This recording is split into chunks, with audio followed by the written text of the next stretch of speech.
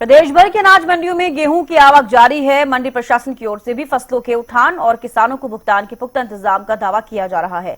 Haryana news की team लगातार अनाज मंडियों में पहुंच रही है और प्रशासन की ओर से की गई व्यवस्थाओं का जायजा ले रही है।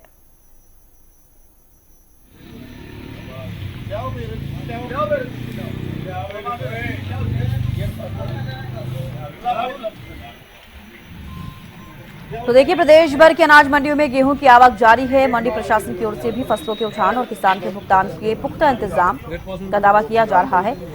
हरियाणा न्यूज की टीम लगातार अनाज मंडियों में पहुंच रही है और प्रशासन की ओर से की गई व्यवस्थाओं का जायजा ले रही है। और हरियाणा की जो अलग अलग अनाज मंडियां हैं, वहां पर अलग अलग तरीके की चीजें देखने को मिल रही है। कहीं पर किसानों को बेहतर सुविधाएं जो है वो दी जा रही हैं।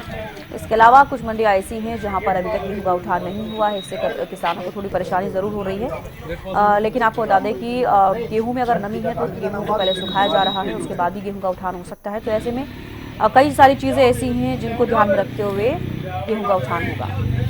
राजीव सुल्तानी हमारे साथ कनीना से लाइव जुड़ चुके हैं।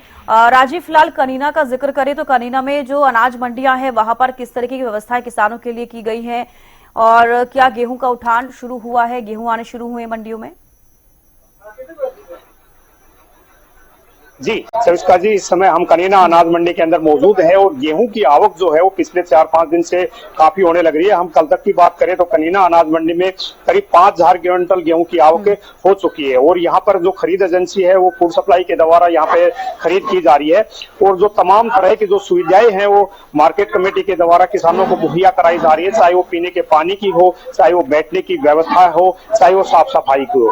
क्योंकि पुरानी अनाज मंडी के अंदर कनीना में गेहूं की खरीद चल रही है तो वही सरसों की जो खरीद है वो नई अनाज मंडी में चल रही है। हम सरसों की बात करें तो फिलहाल तक 90,000 क्विंटल सरसों की आवक हो चुकी है और जो उठान कार्य है वो भी 50% लगभग हो चुका है, यानी कि 50,000 क्विंटल सरसों की जो लिफ्टिंग है वो हो चुकी है। वही किसानों के खाते में पैसे जो है वो भी आने शुरू हो गए हैं, लेकिन सरकार का दावा है कि 72 घंटों के अंदर किसानों को पेमेंट मिल जाएगी। लेकिन जब तक लिफ्टिंग नहीं होती है तब तक जो है किसानों के खातों में पेमेंट नहीं आती है। वही कनीना अनाज मंडी में जो हम खड़े हैं यहाँ पर हम देख रहे हैं कि पिछले 2-3 दिन से आवक ज्यादा हुई है, क्योंकि खरीद तो 1 अप्रैल से शुरू हो गई थी। लेकिन यहाँ पर जो है ना किसान जो था अपने खेत से गेहूं जो निकालने का कार्य था वो लेट था। अब की बात तो इस वजह से आवक भी जो है वो कनीना अनाज मंडी में लेट ही हुई है। जी सविष्का जी, बिल्कुल। अभी जिस तरीके से आप भी जानकारी दे रहे हैं, कई जगह ऐसी है हरियाणा में जहां पर कटाई नहीं हुई है, उसके बाद जो गेहूं है वो मंडियों में लेट से पहुंच रहा है। लेकिन ये भी पूछना चाहूंगी राजीव कि जिस तरीके से गेहूं फिलहाल मंडियों में पहुंचा है, क्या उसमें अभी भी नमी देखी जा रही है? क्योंकि कई जगहों से ऐसी खबरें सामने आ रही हैं, गेहूं में नमी है तो उसको पहले सुखाया जा रहा है और प्रोसेस थोड़ा और लंबा हो गया है।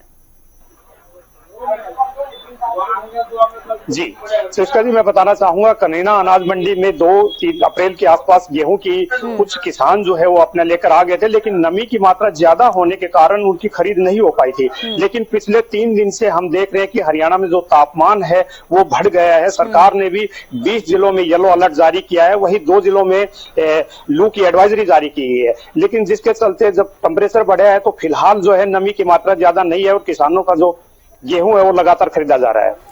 बिल्कुल। अगर आड़तियों का जिक्र करें तो आड़तियों का क्या कुछ कहना है गेहूं की खरीद को लेकर और किस तरह की सारी व्यवस्थाएं और क्या सारी चीजें हो रही हैं?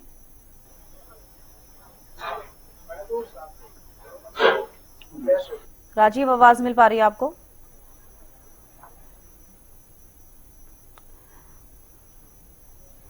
तो लगता है कि कनेक्टिविटी में शायद कुछ प्रॉब्लम है। लेकिन देखिए, आपको हमने बताया कि क्या कुछ कनीना में जो अनाज मंडियां हैं वहां पर क्या कुछ है। बेहद शुक्रिया राजीव, हमारे साथ जुड़े हुए तमाम जानकारी आपने दी। तो अनाज मंडियों में जो किसान हैं वो पहुंच रहे हैं और अपने गेहूं को लेकर, और लेकिन गेहूं तो पहुंच रहा है लेकिन उठान अभी होना बाकी है, क्योंकि अगर गेहूं में नमी है तो पहले उसे सुखाया जा रहा है, उसके बाद उठान होगा। हालांकि जो किसान हैं उनको पूरी सुविधाएं मंडियों में मिल रही हैं।